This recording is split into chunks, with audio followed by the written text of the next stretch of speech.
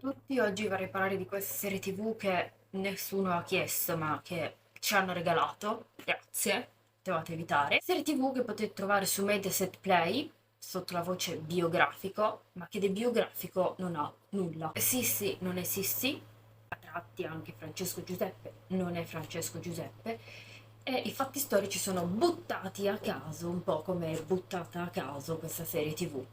Partiamo col primo episodio. Francesco Giuseppe si trova in Ungheria per sedare una rivolta e durante la scena in cui c'è un rivoltoso che sta per essere condannato a morte, vediamo una donna che arriva e dice all'imperatore chiede all'imperatore di risparmiarlo perché questo tizio ha un bambino. Manco fosse l'unico, tra l'altro, ma va bene così. Questo bambino che è tenuto in braccio da un uomo che non sappiamo assolutamente chi sia quest'uomo, né per il condannato a morte, né per la donna, né per il bambino. Questa donna chiede all'imperatore di risparmiare quest'uomo, quello che presumo sia suo marito, non lo so, ma Francesco Giuseppe non gliene frega una minchia e lo fa comunque uccidere. Allora questa donna, in preda alla rabbia, una frase in ungherese che Francesco Giuseppe più avanti ci traduce dicendo sostanzialmente che questa donna gli ha detto che lui non sarà mai felice, tutte le persone che ama non saranno mai felici. Ride e voi direte, chi se ne frega? E invece no,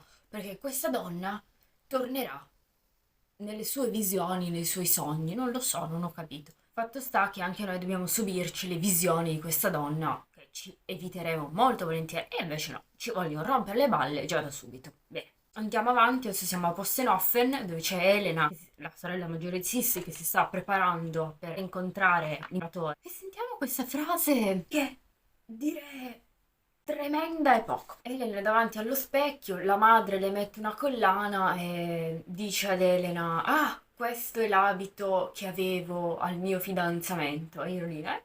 In che senso? Com'è il tuo fidanzamento? Questa scena è ambientata nel 1853. Ludovica di Baviera, madre di Elena e di Elisabetta, si è sposata nel 1828. Presumiamo che il fidanzamento fosse stato l'anno prima, quindi 1827, un po' come è successo a Francesco Giuseppe e Elisabetta, si sono incontrati nel 1853, c'è stato il fidanzamento nel 1853 e nel 1854 si sono sposati. Comunque, il matrimonio di Ludovica e Massimiliano, genitore di Elisabetta, è avvenuto nel 1828. Come è possibile che quell'abito lei lo abbia indossato al suo fidanzamento, dato che sono passati 26 anni? Possibile. Poi nell'Ottocento, che da un lustro a un altro vediamo già modifiche nelle fogge degli abiti, figuriamoci 26 anni dopo. Scena terribile subito dopo o prima, non mi ricordo, dove c'è lei che per farsi vedere da un conte che è lì a Postenoffen, lei è lì buttata sui gradini, questo corsetto terrificante, che palesemente non è un corsetto dell'Ottocento, ma un corsetto del Settecento. Mi chiedo perché, ma tanto in queste serie i corsetti, come anche gli abiti, fanno cagare, quindi come anche le pettinature, che a tratti neanche ci sono. Infatti la protagonista girovaga sempre con i capelli sciolti, che nell'Ottocento tutti, soprattutto le nobili donne, giravano con i capelli sciolti. Elena ha sta pettinatura seicentesca, almeno che ricorda un po' il Settecento, ma siamo nell'Ottocento noi. Scena comunque cui leva a cavallo, poi si mette in piedi sul cavallo e va. A un certo punto però cade. Io pensavo, oddio, è morta. E invece no, io lo so già che non è morta, ma un po' ci ho sperato. Purtroppo sta bene. Non si fa neanche un graffio, ovviamente, perché lei è la protagonista. C'è gente che c'è morta per le cadute da cavallo, però lei incolume. Va bene, andiamo avanti. Alla madre non va particolarmente a genio che c'è questo conte, anche perché ha un titolo nobiliare più basso rispetto a loro, quindi anche no, perché poi anche qui Ludovica ci sfracella le balle da qui all'eternità. Lei che ha dovuto sposare un duca quando lei è nata principessa. È andata così. Quindi non vuole che anche la figlia sposi una persona con un titolo nobiliare inferiore al suo. Allora Ludovica allontana questo ragazzo e durante la scena in cui Elena si sta preparando, lei arriva con questo abito tremendo nero perché dice di essere a lutto perché la madre ha allontanato questo tizio. Va bene. Sempre nel 1853 e siamo ad Ilsch. Lui folgorato da Sissi, Elena ci rimane un po' male, tanto che fa la stronza con la sorella, ma va bene. E tanto sta sul culo anche a noi la protagonista, quindi Ok, tutto ciò poi c'è comunque Sissi che no, io voglio tornare in Baviera, io qua non ci volevo venire, voglio tornare in Baviera, voglio tornare in Baviera. Va bene, fai così. E infatti lo fa, almeno prova a farlo, perché poi non ci riesce. Perché? Allora, lei prende il cavallo, questo cavallo attraversa il giardino a 120 miliardi di chilometri all'ora, casualmente passa davanti alla finestra di Francesco Giuseppe, se non ricordo male quella dell'ufficio, lui la vede e la deve seguire. Dice al suo fido amico Grunnel, l'unica guardia che ha un nome in questa serie, perché le altre guardie passano, non sappiamo chi siano, sappiamo però che sono dei deficienti, ma questo lo vedremo più avanti. Ora lui, l'imperatore, perché solo l'imperatore non ha niente da fare, dice devo andare a caccia. Prende il cavallo, Grunner lo segue, tra l'altro lui l'imperatore, l'unico che lo segue è una guardia. Grunner e l'imperatore raggiungono Elisabetta allora scappa verso il bosco, si inoltra nel bosco, l'imperatore la segue e Grunner li guarda da lontano dicendo li lascio da soli, torno dopo. Ma sì, tanto è solo l'imperatore. L'Ungheria intera lo odia, mezza Italia lo odia, cosa vuoi che sia. Nessuno attenterà mai alla sua vita. Lui e lei sono nel bosco, lei scende da cavallo, lui scende da cavallo, lei per non parlare con lui fa 5 passi più avanti, lui la segue e per fermarla le strappa il vestito. Ok. Lei allora, sempre più intenzionata a tornarsene a casa, fa per cercare il cavallo, che è 5 passi dietro di lei, basta che si giri, lo vede, ma lei va avanti. Va avanti, va avanti, il cavallo non lo trova, strano, però trova degli ungheresi che, indovinello, vogliono uccidere l'imperatore. A quel punto lui arriva, la salva, lei lo guarda con gli occhi a cuoricino, innamorata follemente e infatti tutti i suoi piani per tornarsene in Baviera sono finiti con questa scena terribile. Comunque l'imperatore, per salvare la futura imperatrice, rimane scoperto con questi tizi che vogliono cercare di ucciderlo. A quel punto arriva Grunner che lo salva. Va bene.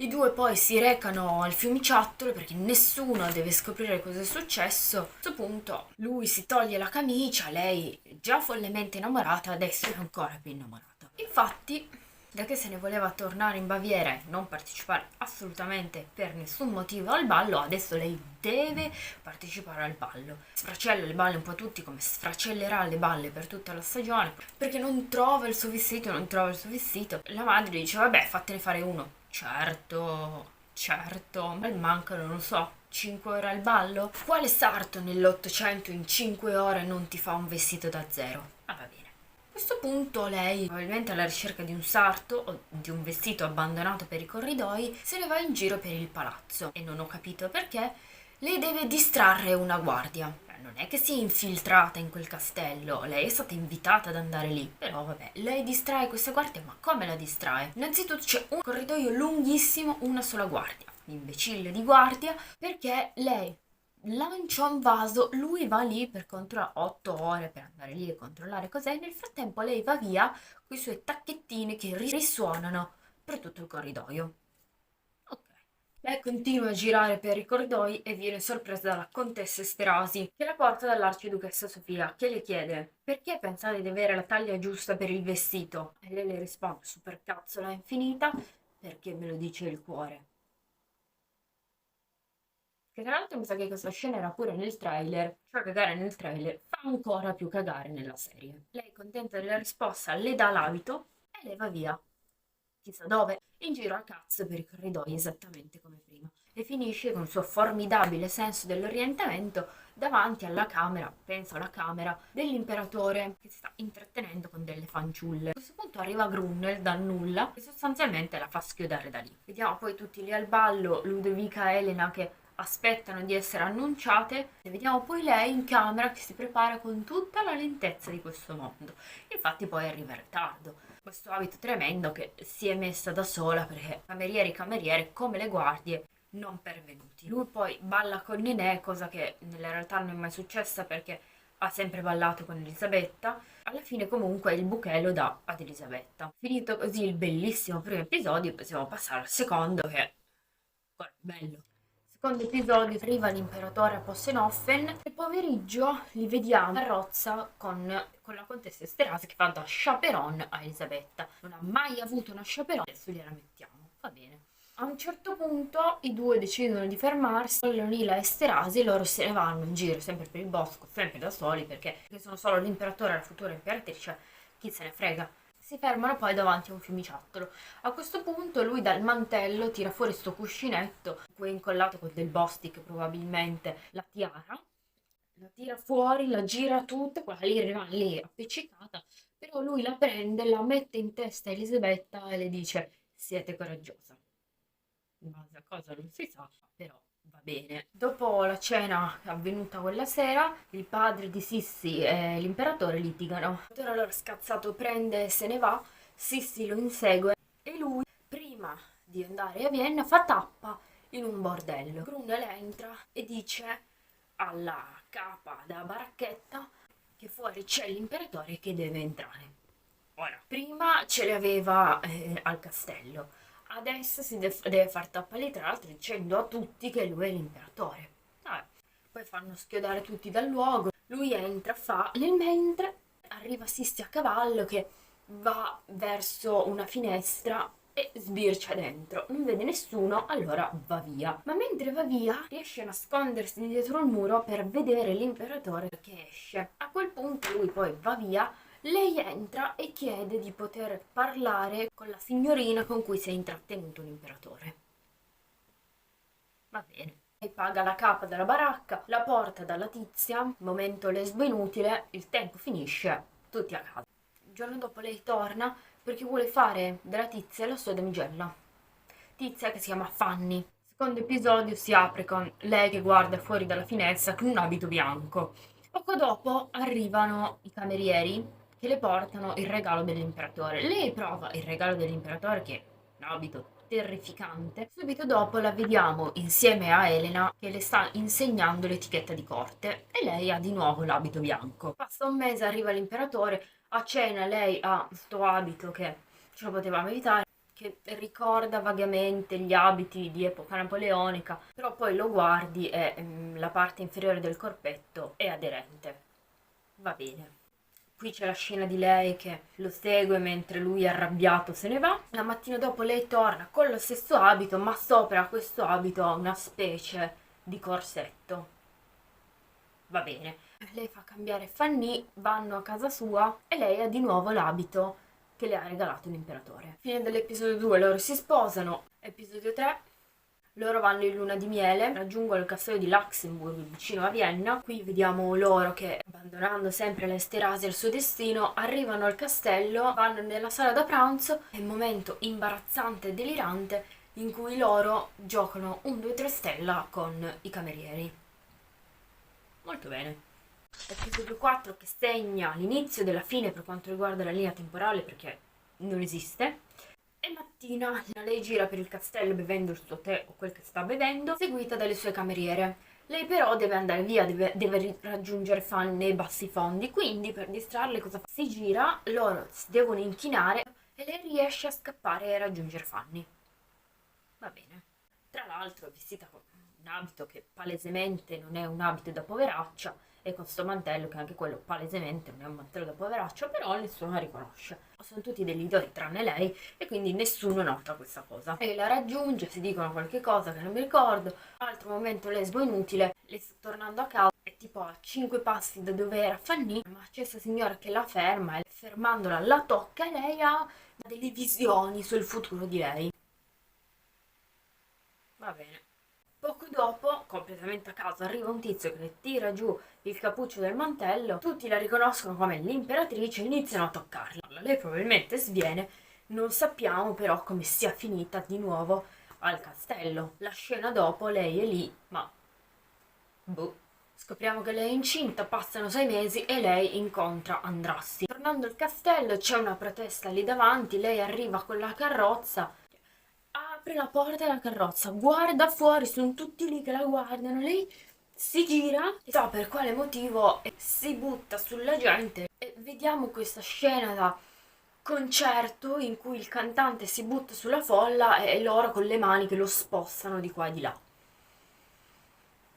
Scena terribile che si potevano tranquillamente evitare, ma in qualche modo 52 minuti di puntata li dovevano riempire. Mentre viene trasportata come un sacco di patate, le vengono le doglie, oh, oddio, oddio, oddio, sta partorendo, oddio, oddio.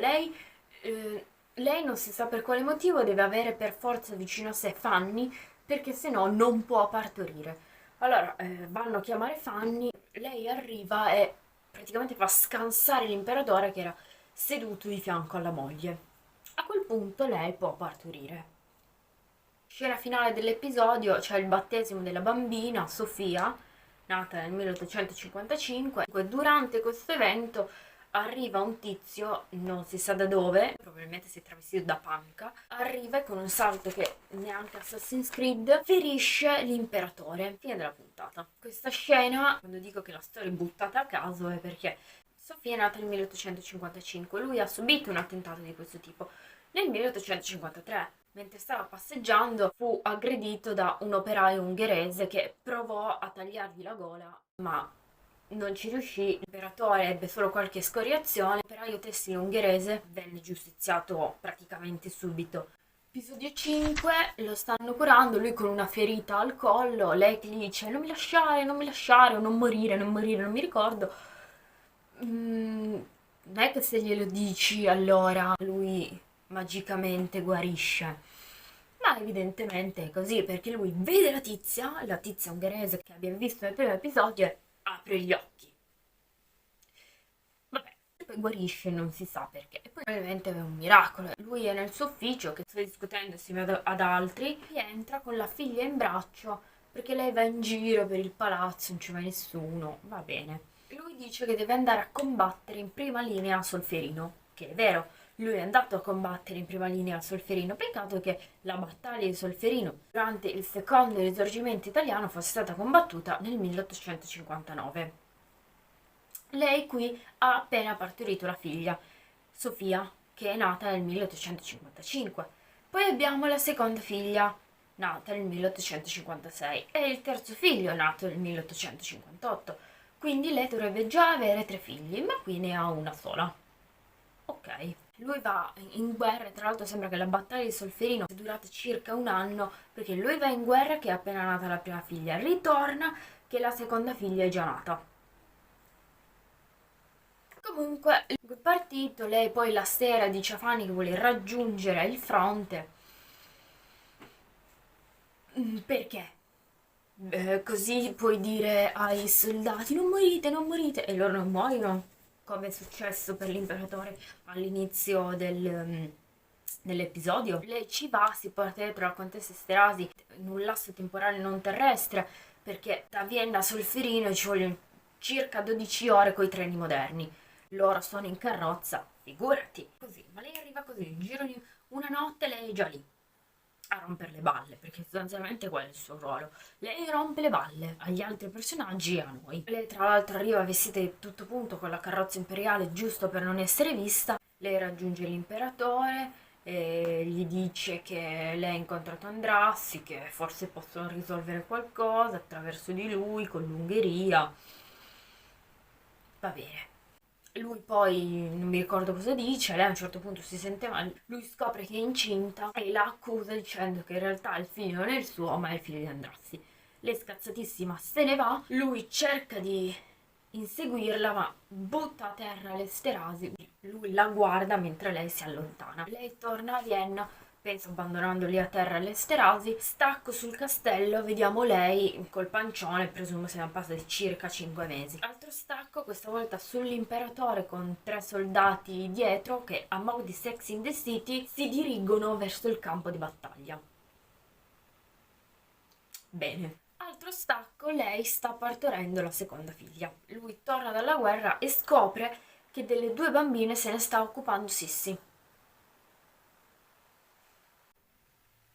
Certo. A questo punto si parte per l'Ungheria. Questo viaggio però loro lo fanno nel 1857. Prima, tra l'inverno del 1856 e del 1857, loro vanno in Italia, a Milano, e vanno alla Scala di Milano, dove la nobiltà milanese, invece di andare loro stessi al teatro, ci mandano i loro servi.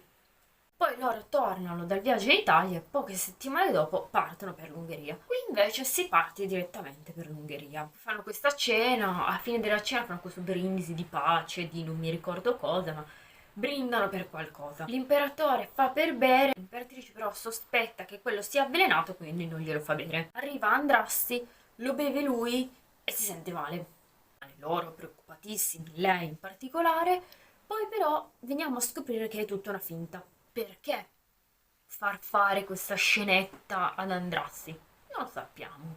Lo vogliamo sapere? No. Andrassi la invita a ballare, non si sa esattamente per quale motivo. Lui va via e lei rimane al centro della pista con tutti attorno a lei e con questa ripresa dall'alto vediamo lei che gira su se stessa. Mistero della fede. Dicono che lì ci sia l'attentatore, quello che ha provato a uccidere l'imperatore negli episodi prima. Brunner però gli dice che loro possono proteggerlo, ma solo se ce n'è uno, perché se più di uno non lo possono proteggere. Scusa, ma sei la guardia reale, cosa ti chiami guardia reale? Stai a casa. Ma no. Vediamo due guardie che vanno in giro con Grunner. A un certo punto lui dice di portare l'imperatore nelle sue stanze dopo che sono finiti i fuochi d'artificio e si separano. Grunner va verso un corridoio più piccolo e in una stanza casualmente trova guardie, tutte morte tranne una che è in fin di vita, su quale gli dice che sono in tre e niente, non possono farci nulla perché sono più di uno.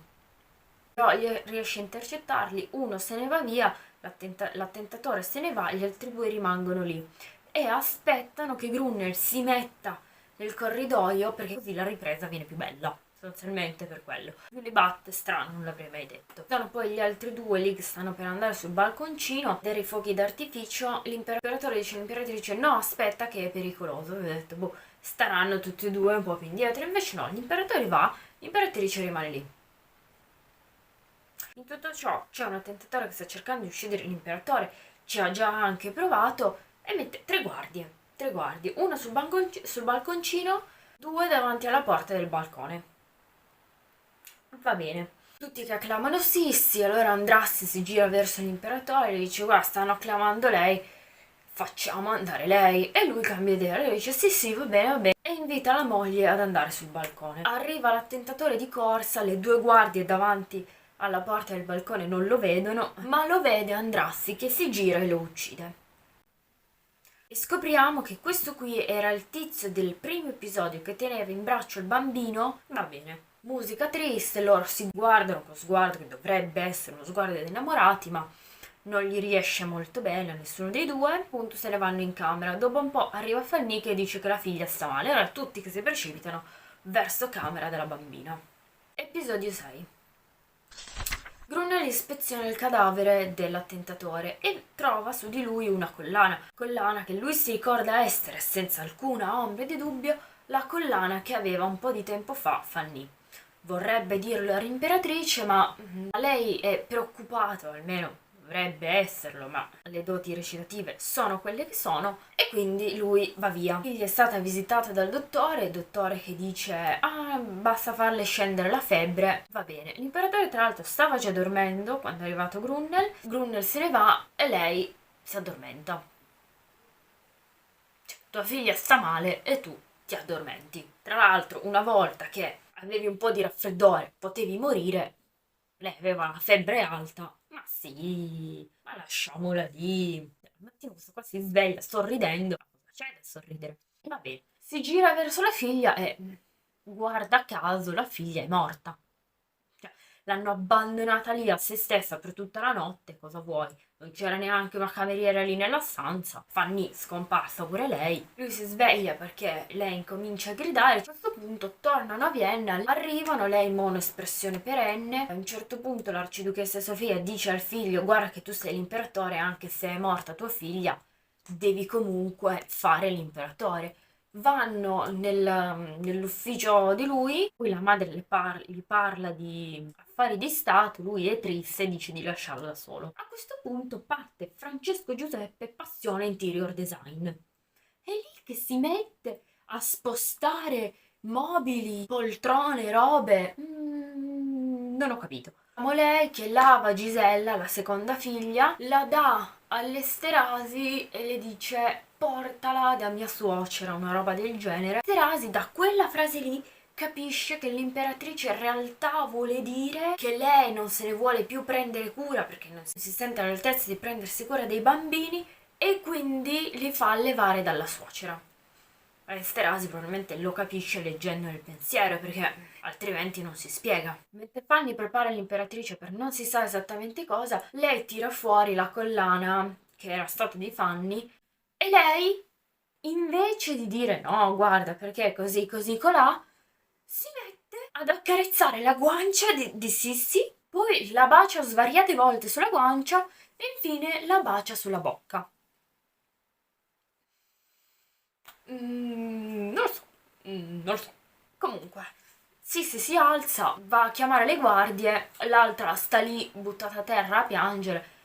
Ma parla di qualcosa? No, facciamo questa cagata colossale. Lei poi, mentre viene questa volta preparata dalle cameriere, non si sa ancora esattamente per cosa, si sente male. Strappa la collana e sviene. Strasi, che è andata lì a soccorrere, dice alle cameriere di correre, le cameriere arrivano a mo' di allegra passeggiata nel bosco. Ok. Si dorme e a un certo punto si sveglia e si ritrova la suocera davanti a lei, seduta davanti al letto che la guarda, un po' come Edward Cullen guardava Bella mentre dormiva. Cosa abbastanza inquietante, però va bene. Ciò perché? Perché l'arciduchessa Sofia vuole chiedere a Sissi, dato che Francesco Giuseppe deve partire di nuovo per la guerra, le chiede di farlo desistere, perché lei è l'unica che lo può fare. Poi lì partono anche movine. In Ungheria, se non ci fossi stata tu, avrebbero distrutto l'impero. Va bene. E inoltre aggiunge anche che darle il vestito per il ballo non è stato un errore. Va bene. E va in carcere dove è stata rinchiusa Fanny. Lei non vuole essere vista. Infatti paga anche il carceriere per dire tu qui non mi hai visto. Peccato che lei questa volta arrivi con 2 guardie al seguito, lei non l'ha vista. Raggiunge Fanny, le chiede come mai la sua collana ce l'avesse l'attentatore, altro chiederglielo prima costava troppo, evidentemente sì. Lei le dice che lui l'aveva aiutata, poi le dice che ha una figlia e di trovarla. A quel punto la impiccano.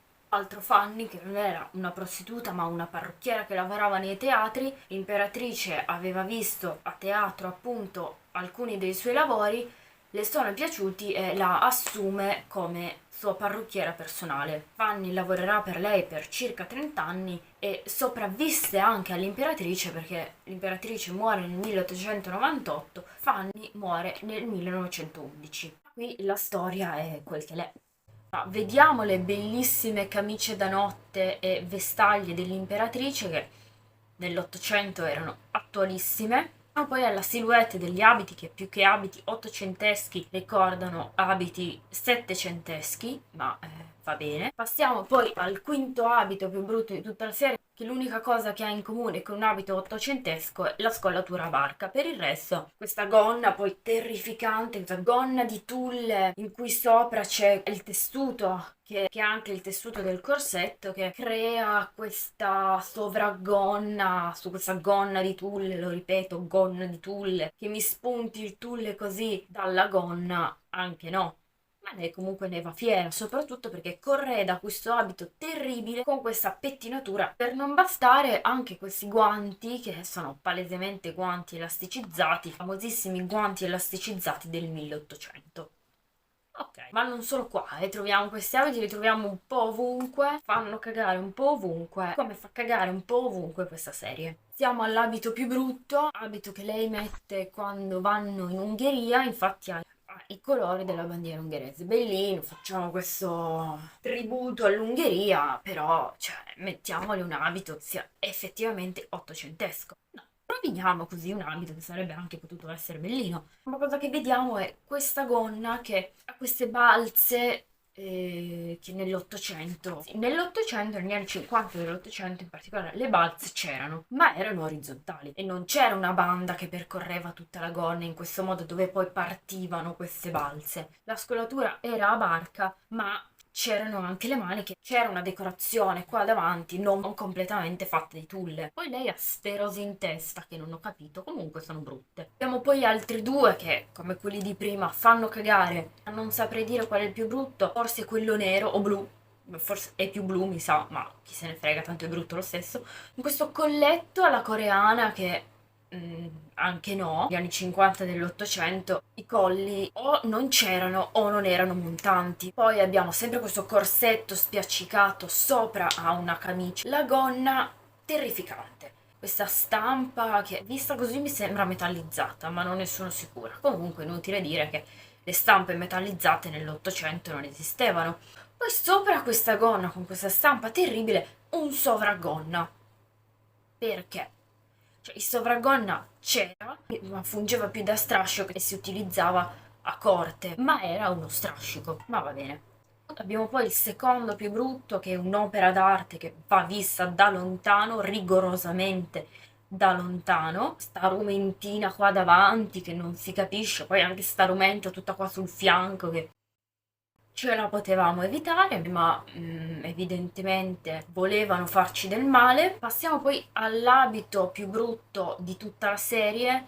Lei che indossa questo corsetto qui che sta soffrendo perché il corsetto è stretto, corsetto che sopra ha una camicia di pizzo. Io pensavo che l'orrore fosse finito e invece poi vediamo lei che cammina verso sua madre e quindi vediamo il dietro dell'abito che sembra un Adrienne, roba alla francese, sec-bec, come lo volete chiamare, però quello è un abito del Settecento che nell'Ottocento non si usa. Arrivati alla fine del video fatemi sapere se ci sono degli abiti che vi sono miracolosamente piaciuti e se ci sono degli abiti che non vi sono piaciuti.